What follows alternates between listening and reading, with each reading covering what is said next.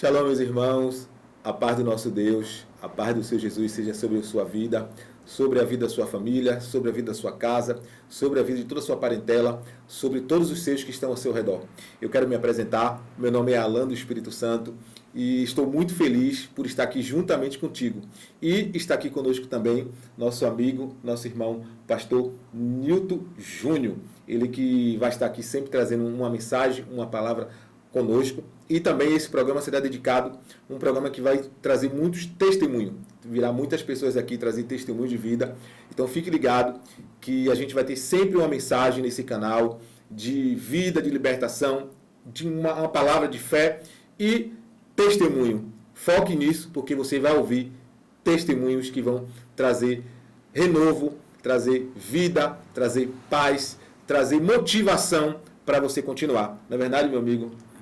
Deixa ele falar um pouquinho, se apresentar um pouquinho também. Esse será o nosso programa de frente com a verdade, né? A gente vai estar sempre por aqui, trazendo as verdades da palavra de Deus, os testemunhos impactantes, para renovar a sua fé, acrescentar a sua fé e te levar a conquistar aquilo que Deus já reservou para você e você precisa tomar posse. É isso aí, meu irmão Nilton. E eu quero, nesse exato momento, ler uma mensagem da palavra de Deus que está aqui no livro de João, capítulo 8, versículo 31. Eu vou ler numa linguagem contemporânea e também vou ler na linguagem João Ferreira de Almeida. Vamos lá. João 8, versículo 31. Diz assim. Então Jesus dirigiu a palavra aos judeus que diziam crer nele. Se vocês permanecem comigo, vivendo o que eu ensino, sem dúvida são meus discípulos. Então irão experimentar a verdade, e a verdade vos libertará. Eu quero também ler na tradução João Ferreira de Almeida, aqui no nosso celular. Diz assim: dizia, pois, Jesus aos judeus que nele creram: se vós permanecerem na minha palavra, verdadeiramente sois meus discípulos. E o versículo 32, que é um versículo muito, mas muito conhecido, vai dizer assim: e conhecereis a verdade, e a verdade vos libertará. Porque eu estou trazendo essa mensagem, essa palavra, porque foi a mensagem e a palavra que Deus colocou no nosso coração para dar início sempre convosco aqui na nossa rede social, no nosso canal. Uma palavra de motivação, de ânimo, de libertação e uma palavra que vai trazer verdade. Todos os testemunhos, toda a palavra vai ter que estar baseada dentro da palavra. E para nós não tomar muito hoje o tempo, porque é o primeiro programa e a gente quer ser bem eficaz, bem rápido, bem breve, para vocês poderem só apenas nos conhecer. O nosso pastor, ele vai trazer uma mensagem, uma palavra aos vossos corações nesse dia de hoje. Passa a palavra para o nosso amigo Nilton Júnior. De frente com a verdade. Eu quero trazer uma verdade que poucos sabem. No livro de Jó, no capítulo de número capítulo 2, versículo 7. Então saiu Satanás da presença do Senhor e feriu a Jó de úlcera maligna, desde a planta do pé até o alto da cabeça. E Jó tomou um caco para se coçar com ele, e estava sentado no meio das cinzas. Então a sua mulher lhe disse: ainda retens a tua sinceridade? Amaldiçoa a Deus e morre. Porém ele lhe disse: como falas qualquer doida, falas tu, receberemos o bem de Deus e não receberemos o mal? Em tudo isso não pecou Jó com os seus lábios. Eu quero trazer uma verdade que não é conhecida de tantos. Fala-se muito da mulher de Jó, e diga-se de passagem, muito mal, né?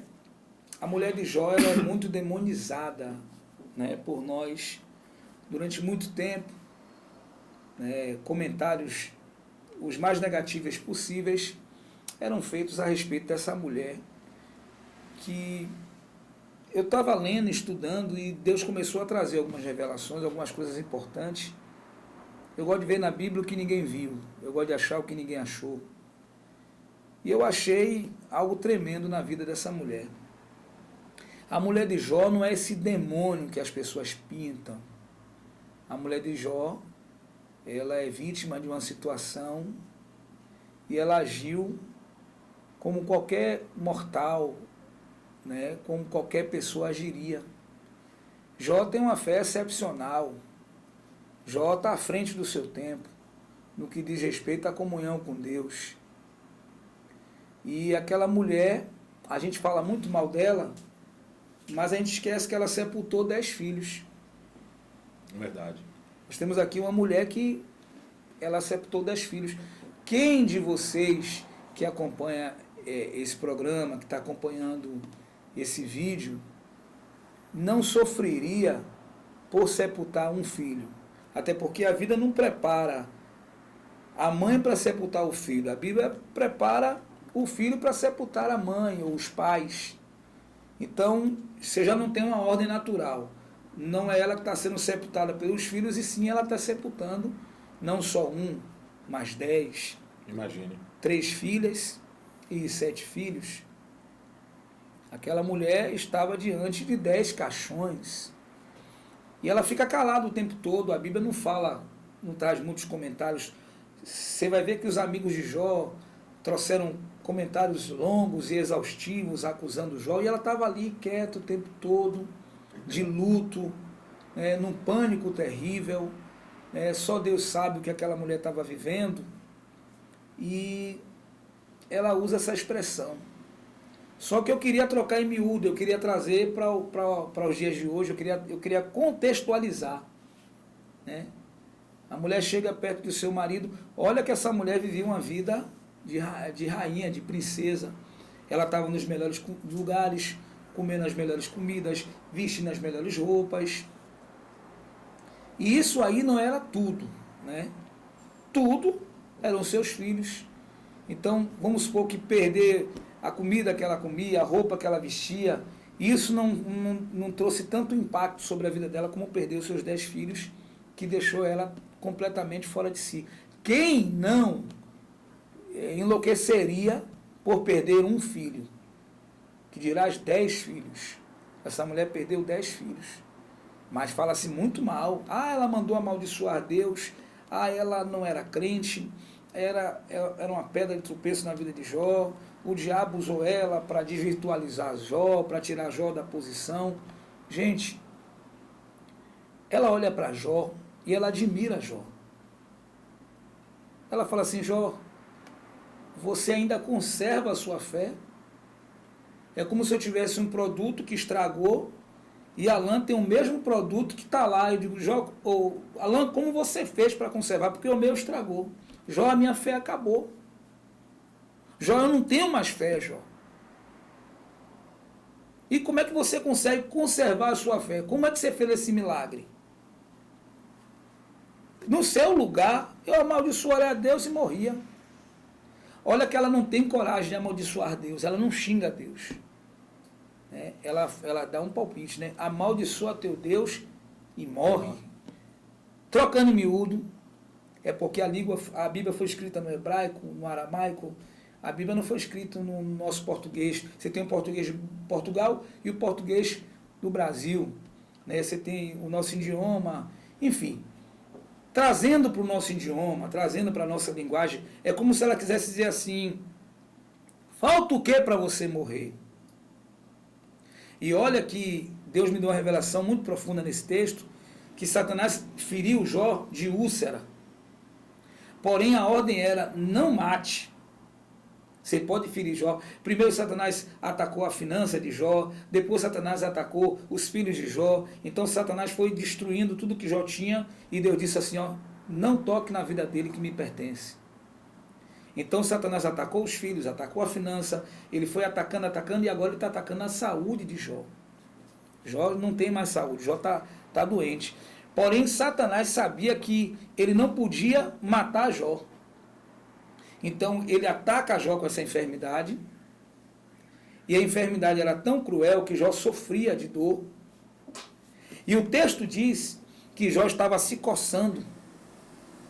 Você sabia que nesse exato momento em que Jó se coça com um caco de telha, é porque Satanás percebe que se eu continuar atingindo mais a saúde dele, ele vai morrer, ele não pode morrer.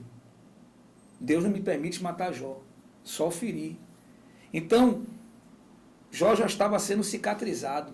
Porque quando você tem uma ferida que ela começa a coçar, é porque está sarando. Satanás disse assim, não dá mais para investir na vida biológica, na saúde de Jó. Ele não vai negar. Então, Satanás ele deixa de investir na saúde de Jó para trazer a mulher de Jó para tentar, de alguma forma, desvirtualizar. O que eu quero dizer é que enquanto Jó se coça, é porque as suas úlceras estavam sarando. E Jó, Satanás não podia insistir naquela doença, porque Jó ia vir a óbito. Jó foi um servo de Deus, Jó temia a Deus, mas biologicamente Jó estava fragilizado e ele ia morrer a qualquer momento, e Satanás sabia que ele não podia morrer. Então Satanás deixa de atacar a saúde, enquanto Jó está se coçando, ou seja, a ferida está sarando, aí Satanás vem, né, manipulando a mulher de Jó para que ela desvirtualizasse Jó. Ele sopra no ouvido dela. Ela fragilizada, com a sua fé fragilizada, ela fala, Jó, falta o que para você morrer? Amaldiçoa Deus e morre. É só isso que está faltando, porque você já perdeu seus filhos, você já perdeu seu dinheiro, você já perdeu sua saúde. Está faltando o que para você perder sua vida? Amaldiçoar, porque você sempre falou bem de Deus. Você conserva a sua fé e está nesse estado. Amaldiçoa teu Deus e morre. É mais ou menos isso que ela queria dizer. Mas aquela mulher estava enlutada. Aquela mulher estava triste. Porém, ela não se afastou de Jó. Ela não largou Jó. Ela não foi embora. Ela ficou ali. Ela tinha uma fagulha de esperança. Aquela mulher queria meio que provocar o Deus de Jó. Verdade. E Jó, Alan, ele sai em defesa dela. Quando ele ouve as asneiras que ela acabou de falar, Jó advogou a causa dela. Quando Jó fala assim, como falas uma louca, fala tu. É como se Jó quisesse dizer para Deus, Deus não leva em conta o que ela está falando, que ela enlouqueceu. Imagine que você tem um primo que tem problema mental. E esse primo agride uma pessoa. O que é que você faz? Você vai ficar com muita raiva. Então aí você chega para a pessoa e fala assim, não, ele tem problema de cabeça. Era mais ou menos isso. Aí você vai amenizar a situação, você já vai... Fez algo sem juízo. Até a nossa lei vai dizer isso, né? Uma pessoa inimputável, né? Ele não tem juízo. É isso que Jó queria dizer para Deus. Como falas uma louca, assim falas tu. Isso. Mas aquela mulher, ela tinha uma virtude muito grande, que eu já vou encerrar. A virtude muito grande que ela tinha é que tanto ela como Jó deu uma boa criação aos seus filhos. Outro detalhe, fala-se muito dos filhos de Jó, que eles eram ímpios, que eles eram pecadores. Eu nunca achei isso na Bíblia. Ah, porque eles faziam festa assim? Você está associando as festas de hoje, com bebidas, com drogas, com as festas dos filhos de Jó. Israel era um povo que fazia muita festa. Jesus participou de muitas festas, de casamento. Entendeu? Então Israel era um povo festeiro. Só que a gente não pode confundir as festas de Israel com as festas de Largo. E Jó, quando ele vinha sacrificar, na realidade, porque Jó temia que em meio à festa eles tivessem pecado. Mas a gente sabe que um dos povos mais festeiros é o crente. É o crente. A gente gosta muito de festa, na verdade. Porque quando eu falo, os filhos de Jó faziam festas, aí pensa que eram festas com bebida, com prostituição, com coisas erradas. Mas balada. Eram jantares.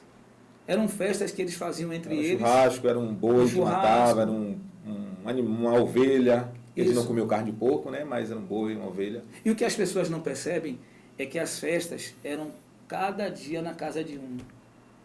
Isso, pelo menos para mim, mostra união. Isso. Será que Jó e a mulher não deu a criação de união aos seus filhos? Porque eles eram unidos. E pode observar, quanto mais rico o pai é, mais desunidos são os filhos. Estão doidos para o pai morrer para meter a mão na herança. Os filhos de Jó não, eles eram unidos. Está escrito que cada dia era uma festa na casa de um deles e suas irmãs iam. Ou seja, eles tinham uma criação de unidade. Eles viviam em união. E isso veio de berço. Eles aprenderam com quem? Se não com Jó e a esposa. Verdade. Eles aprenderam com seu pai e sua mãe serem unidos. Então, hoje a festa na casa de fulano. Então eles estavam unidos. Então os filhos de Jó não eram ímpios. E só para tirar essa visão de que eles eram pecadores, quando Jó ia oferecer sacrifício, está escrito. E Jó oferecia sacrifícios porque ele pensava, vá que no seu coração meus filhos blasfemaram contra Deus. Ou seja, Jó tinha mensageiros. Eu vou encerrar. Jó tinha mensageiros e esses mensageiros traziam mensagem para Jó, como foi a festa, como deixou de ser. Então não tinha nenhuma mensagem, ó Jó, seu filho blasfemou, ó Jó, seu filho encheu a cara e falou mal de Deus, os seus filhos não são crentes. Não, Jó não tinha nenhuma informação concreta, né? Eu moro com você. Aí eu estou no meio da rua, eu digo assim, rapaz, deixa eu voltar para ver se Alain fechou a porta. Ou seja, eu não estou dizendo que Alain deixou a porta aberta. Eu estou tendo uma dúvida se Alain fechou ou não a porta. Então, Jó tinha dúvida se os filhos haviam pecado ou não. Ele não tinha nenhuma informação concreta de que seus filhos tinham pecado. Mas ele oferecia sacrifício caso seus filhos tenham pecado. E só para encerrar tudo, o mais lindo de tudo isso, só para encerrar, o vídeo já ficou muito longo, mas só para encerrar, a Bíblia diz que Deus devolveu para Jó tudo em dobro. Os gados, as ovelhas, tudo Deus ofereceu em dobro. Tudo. E os filhos, Deus só deu 10. Verdade. Por quê? Porque esses 10 que morreram, Jó não perdeu.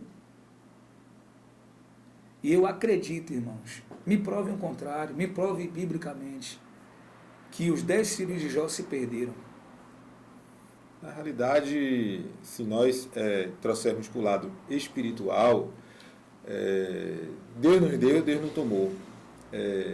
Se você crê, Jesus, quando ele trata o Lázaro, ele não tratou Lázaro como um homem morto.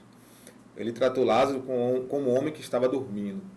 E sendo que Jó sempre estava ali oferecendo sacrifício por seus filhos, e a Bíblia diz que no livro lá de Coríntios, se não estou enganado, a mulher casada com um homem ímpio, né, que não tenha temor a Deus, mas a Bíblia diz que por ela ser cristã, seus filhos serão santificados, serão santos.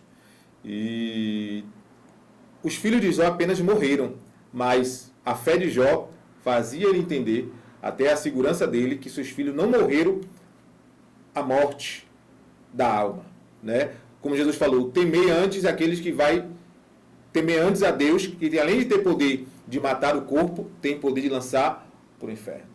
Então Jó tinha ciência que seus filhos estavam perante Deus, não no inferno. Porque esse é o temor do cristão.